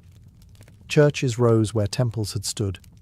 Colonial markets emerged, but they operated under new economic logic. Metal coinage entered circulation. Tribute systems shifted to serve a different crown. Trade continued, but the rhythm had changed. Yet the memory of the great market never fully disappeared. Chroniclers described its scale with awe. Archaeologists, centuries later, uncovered layers of stone, tools, and artifacts that testified to its complexity. Beneath colonial architecture lay the bones of a commercial system that once rivaled any in the world. What strikes historians most is not simply its size, but its sophistication. Organized vendor districts, public judges, standardized value systems using cacao and textiles, long-distance merchant networks, agricultural innovation through chinampas. This was not an improvised gathering of stalls. It was structured urban commerce at a scale many contemporary European cities had not yet achieved. Modern Mexico City now surrounds the site. Traffic hums where canoes once docked. Buildings stand where woven mats once displayed amaranth cakes and obsidian blades. But the legacy lingers, the idea of the marketplace as social centre, as political stage, as economic engine, that endured. Open-air markets across Mexico today still carry echoes of Tlatelolco's organization and vibrancy. The colours, the layered voices, the mingling of food, craft and daily life. Standing in the modern Plaza de las Tres Culturas, where Aztec ruins, colonial church and modern structures coexist, you feel time stacked vertically. Indigenous, colonial, modern, all occupying the same ground. The market of Tlatelolco was not just large, it was a statement. It demonstrated how interconnected and prosperous the Mexico world had become before European contact. Empires rise and fall, markets burn and rebuild, but the memory of abundance order and daily life lived at massive scale remains. And if you listen closely beneath the noise of the modern city, you can almost hear it again. Bargaining voices carried on the wind, echoing from a plaza that once fed an empire. Long before clothing became a statement of style, it was a matter of survival. Early humans wrapped themselves in animal hides not to impress anyone, but to endure cold nights, harsh winds, and relentless sun. Fabric was protection first, identity second. As agriculture emerged and societies stabilized, clothing evolved alongside civilization itself. In river valleys where farming flourished, new materials replaced hides. In ancient Egypt, linen became dominant. Along the banks of the Nile, flax plants were cultivated, harvested, and spun into fine thread. The result was lightweight, breathable cloth, ideal for scorching desert heat. Men commonly wore simple linen kilts, pleated carefully. Women wore longer sheath dresses, fitted and often secured with straps. The fabric was pale, reflecting sunlight. But simplicity did not mean uniformity. Quality varied dramatically. The finer the weave, the higher the status. Clothing already signalled rank. Priests shaved their bodies and wore purified linen for ritual cleanliness. Nobles displayed pleats and elaborate finishing. Labourers wore coarser cloth, practical and unadorned. Climate shaped material, but hierarchy shaped detail. Across the world, similar patterns unfolded. In Mesopotamia, wool dominated due to abundant sheep herding. Thick woven garments suited cooler winters and fluctuating temperatures. In hotter regions, lighter weaves prevailed. Clothing had become more than skin covering. It was an adaptation to geography. Yet even at this early stage, decoration emerged. Simple belts, jewellery layered over cloth. Dye techniques began to appear. Humans were not content with mere protection. They wanted distinction. The evolution of ancient clothing did not begin in royal courts. It began in fields, along riverbanks, and in workshops where fibres were twisted patiently by hand. It was slow, labour-intensive, dependent on environment. But from these humble origins, a powerful idea formed. What you wear tells the world who you are, where you live, what you do, and how high you stand in the social order. And that idea would only grow stronger as civilizations expanded. Before silk shimmered in royal courts or dyed robes signalled power, clothing was brutally simple: survive or suffer. Early humans did not wake up wondering what matched their sandals. They asked a far more urgent question: how do I not freeze tonight? In Ice Age landscapes and harsh steppes, animal hides were stitched together with bone needles and sinew thread. Fur faced inward for warmth. Leather faced outward to block wind and moisture. These garments were heavy, imperfect, and essential. Clothing was technology long before it was art. As climates stabilized and agriculture reshaped human life, something changed. Permanent settlements meant new materials could be cultivated intentionally. Plants could be grown not just for food, but for fibre. The leap from hide to woven cloth marked a turning point in human identity. In the fertile lands along the Nile, flax thrived. The people of ancient Egypt mastered the art of turning flax into linen, a lightweight, breathable fabric perfectly suited to desert heat. Linen reflected sunlight and allowed airflow, making it ideal for survival under a blazing sky. Men commonly wore linen kilts, wrapped tightly at the waist. Women wore long sheath dresses, simple in cut, but elegant in silhouette. But do not mistake simplicity for uniformity. The weave itself carried meaning. Fine linen, nearly translucent, required immense labour and skill. Only elites could afford it. Coarse linen signalled modest means. Across Mesopotamia, where sheep herding flourished, wool dominated. Thick woven garments provided insulation during cooler seasons. In colder upland regions, layered clothing developed naturally. Geography dictated material. Climate dictated function. And yet, even in these early societies, clothing began to communicate more than comfort. Priests in Egypt wore purified linen during rituals. Officials and nobles adorned themselves with pleats, sashes, and decorative elements. Jewelry layered over fabric amplified status. What began as protection slowly evolved into proclamation. The shift was subtle but profound. Clothing no longer just shielded the body from nature. It signaled rank, occupation, purity, and belonging. Fabric became language. And as civilizations grew more complex, that language would become richer, dyed in rare colours, embroidered with symbols, and guarded by laws that dictated who could wear what. But at its core, it all began with survival. Without climate pressure, there would have been no innovation. Without necessity, no identity stitched into cloth. Once clothing moved beyond survival, it quickly became something far more dangerous. It became power. And nowhere is that clearer than in the obsession with colour. In the ancient Mediterranean world, dye was status. Most fabrics began in natural shades: off-white linen, brown wool. To change that colour required labour, skill, and rare materials. And the rarer the dye, the higher the rank. One colour rose above all others: purple. In cities like Tyre, Phoenician craftsmen extracted dye from thousands of murex sea snails to produce a deep, rich purple known today as Tyrian purple. The process was grueling. The smell was unbearable. The yield was tiny. But the result was stunning. A colour that did not fade easily and shimmered in sunlight. Because it was so difficult to produce, purple became restricted. In ancient Rome, laws dictated who could wear it. Senators were allowed a purple stripe on their tunics. Emperors eventually reserved full purple garments for themselves. Wearing the wrong shade could signal rebellion or ambition. Clothing had become political. It was no longer just about warmth or modesty. It was about authority. A glance at someone's garment told you their place in the hierarchy. Rank was stitched into fabric. You did not need an introduction.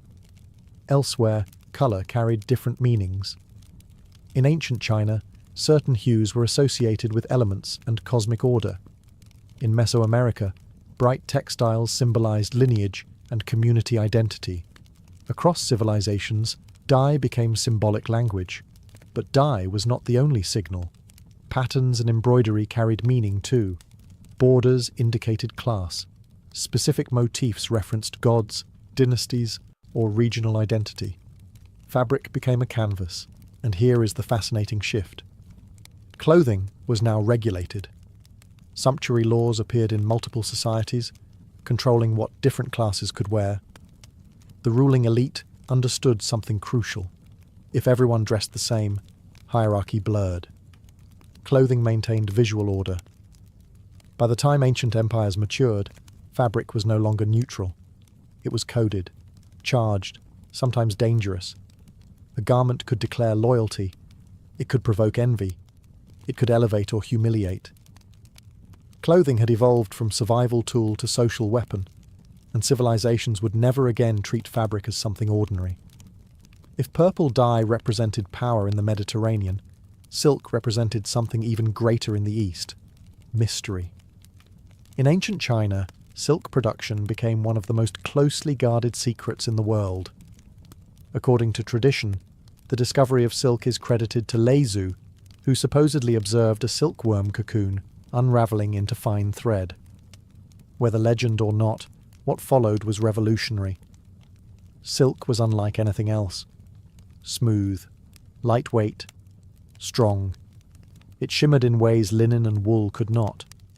The process of raising silkworms, feeding them mulberry leaves, harvesting cocoons, and carefully unwinding the filament required patience and control.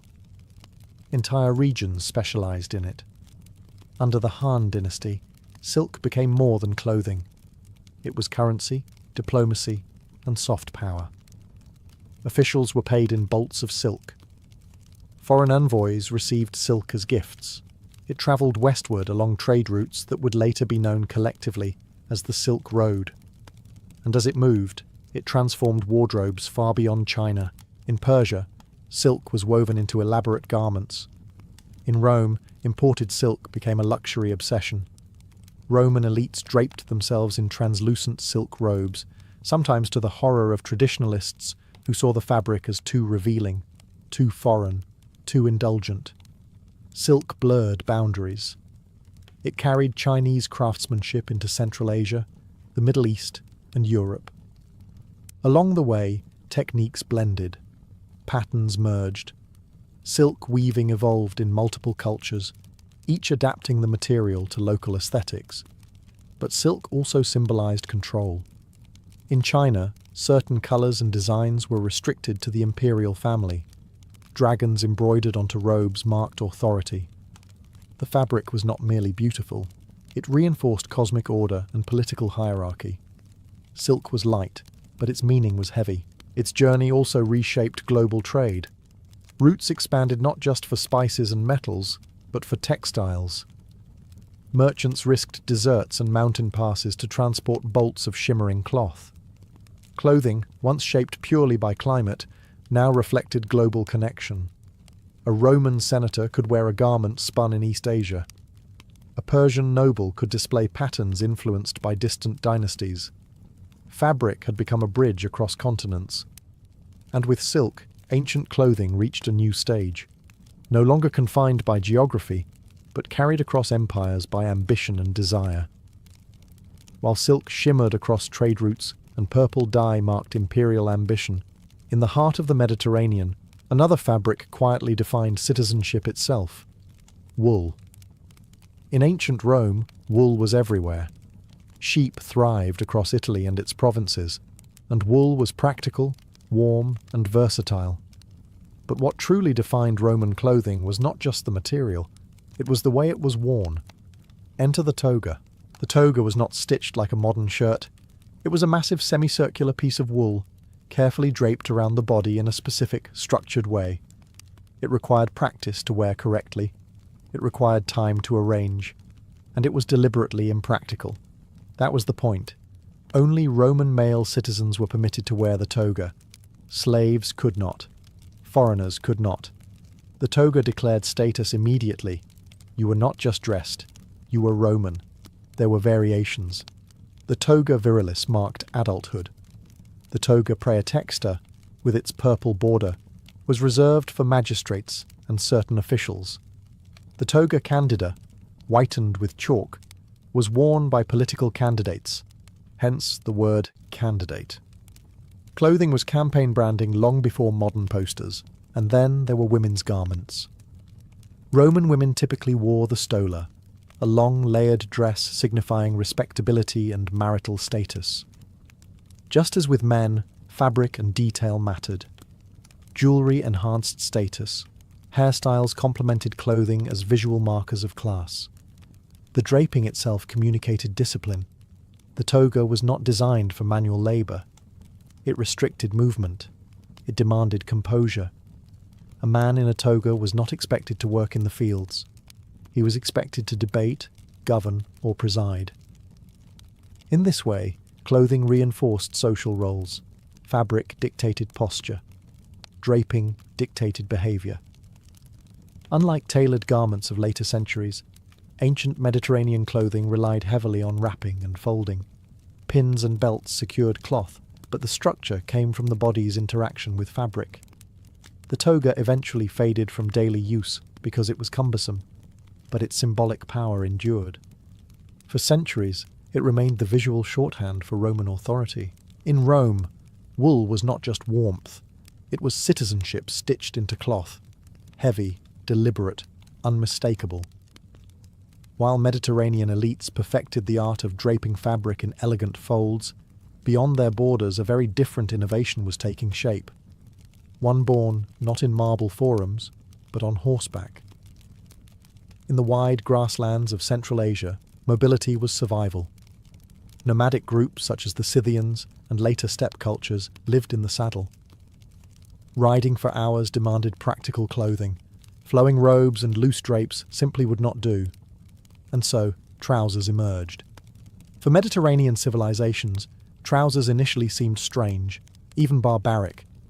Greeks and Romans associated them with outsiders. Yet the logic was undeniable. Trousers protected legs from cold winds. They reduced chafing during long rides. They allowed freedom of movement without tangling fabric. In colder regions of Eurasia, layered wool and fur-lined garments became essential. Tunics were belted tightly. Boots rose high to protect against snow and mud. Clothing adapted directly to climate and lifestyle. The Persian Empire adopted trousers and long-sleeved tunics as standard attire. In Achaemenid Empire reliefs, figures are depicted in tailored garments that allowed both dignity and mobility. Unlike the toga, which symbolized stillness and civic life, trousers symbolized motion. Eventually, practicality won over prejudice. As Rome expanded northward into colder provinces like Gaul and Germania, soldiers began adopting trousers for warmth and efficiency. The military, more concerned with survival than fashion ideology, embraced what worked. This was a turning point in the evolution of clothing. Garments shifted from purely draped forms towards stitched, fitted shapes. Sewing techniques advanced. Tailoring became more precise.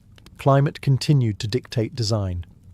In desert regions, loose robes protected against sun while allowing airflow. In mountainous areas, layered wool insulated against freezing temperatures.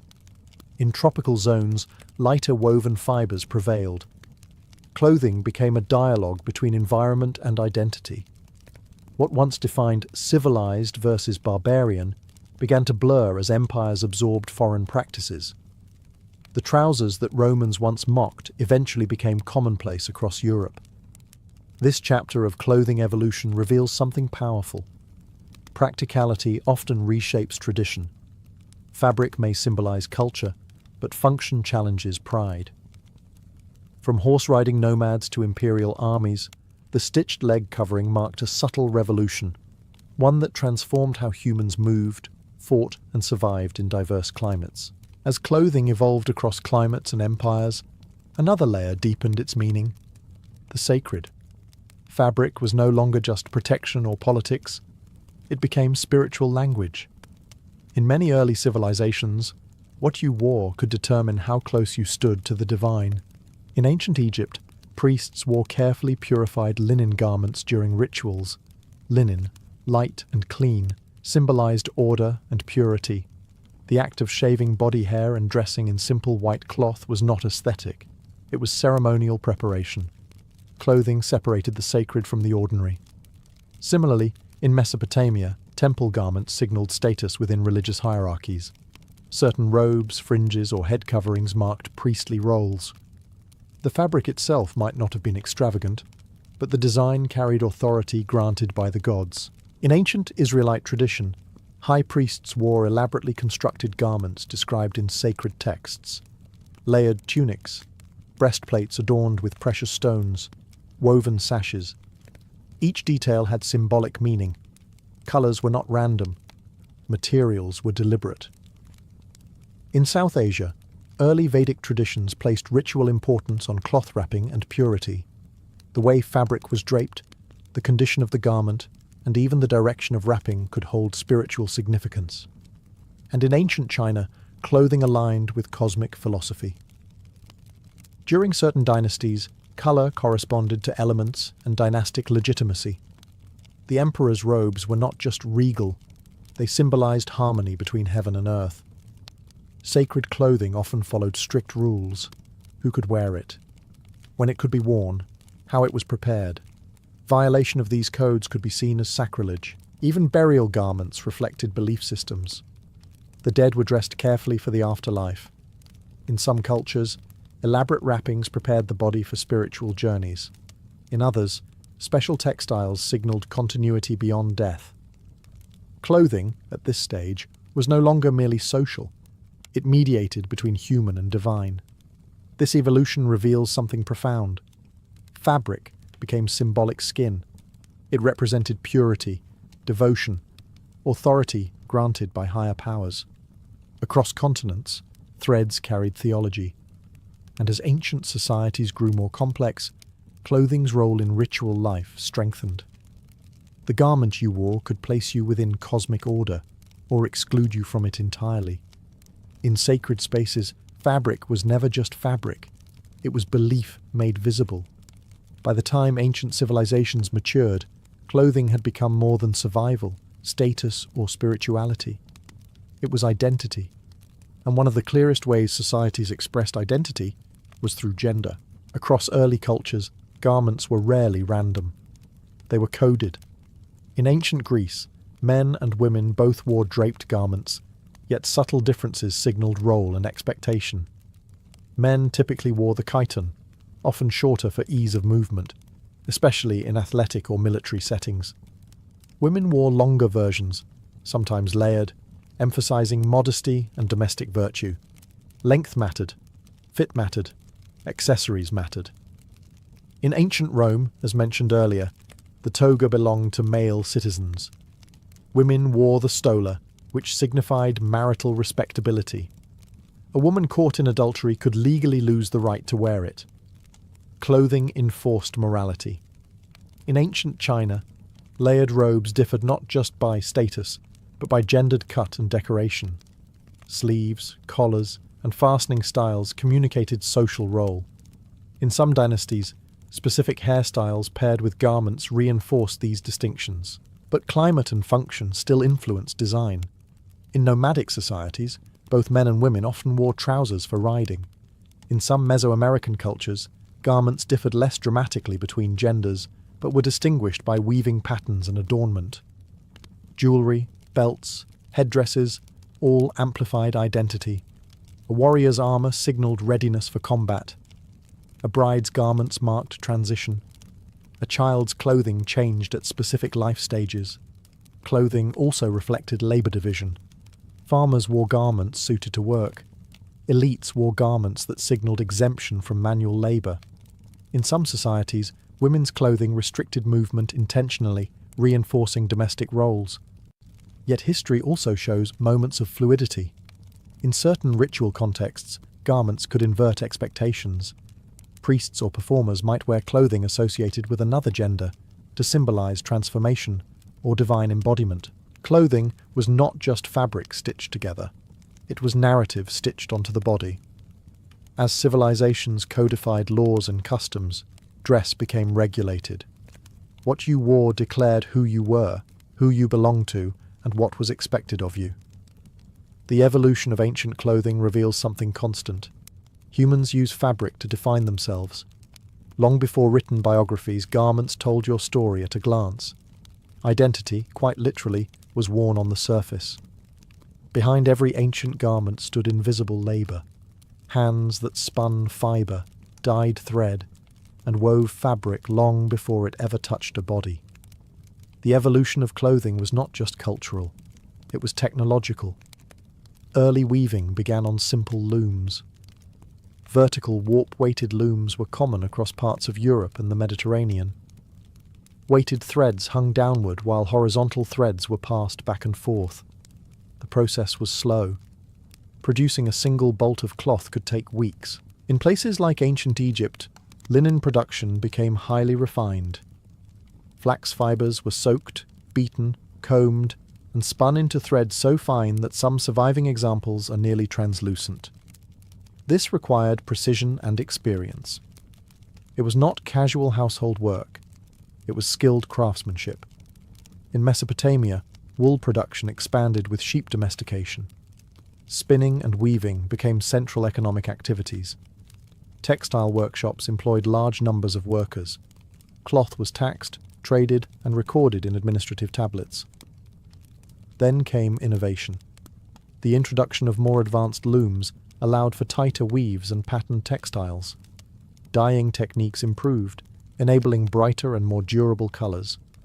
Mordants, substances that helped fix dye to fibre, enhanced longevity. Patterns moved beyond simple stripes into intricate geometric or symbolic designs. In China, silk weaving reached extraordinary complexity.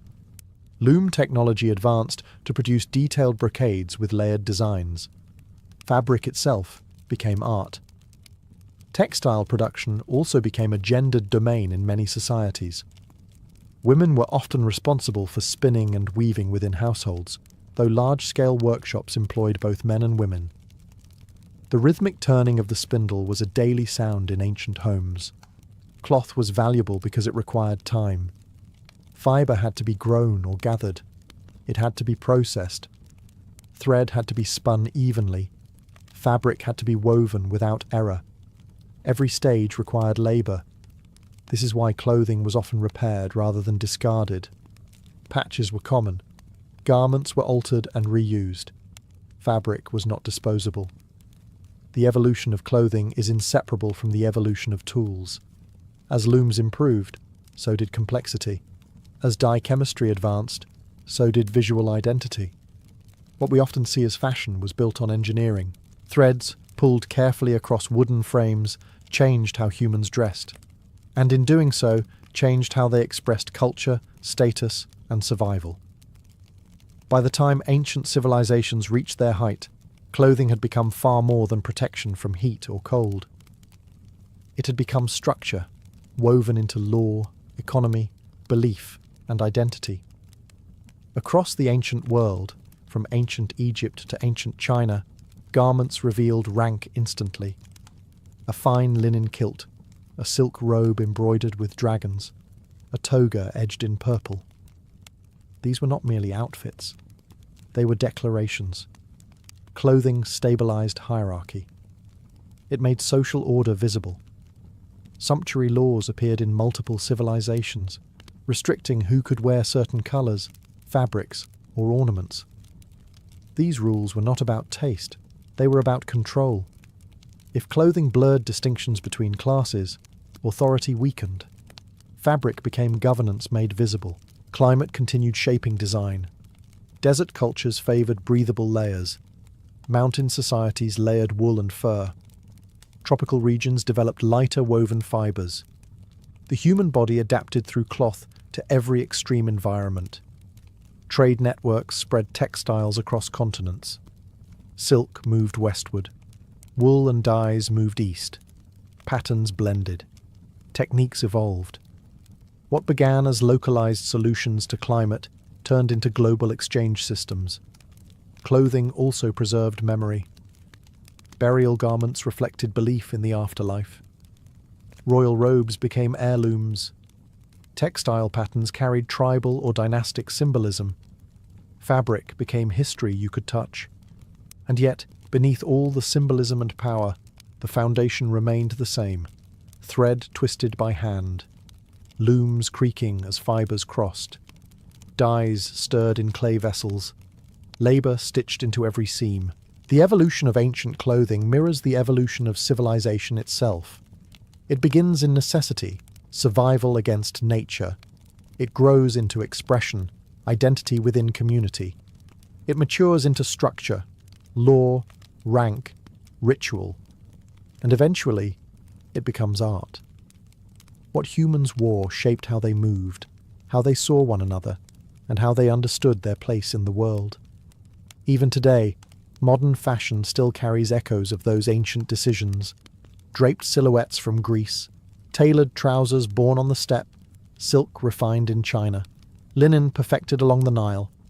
Clothing is never just fabric.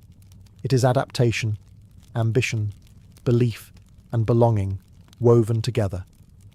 And long before written constitutions or printed symbols, civilizations declared themselves through what they chose to wear.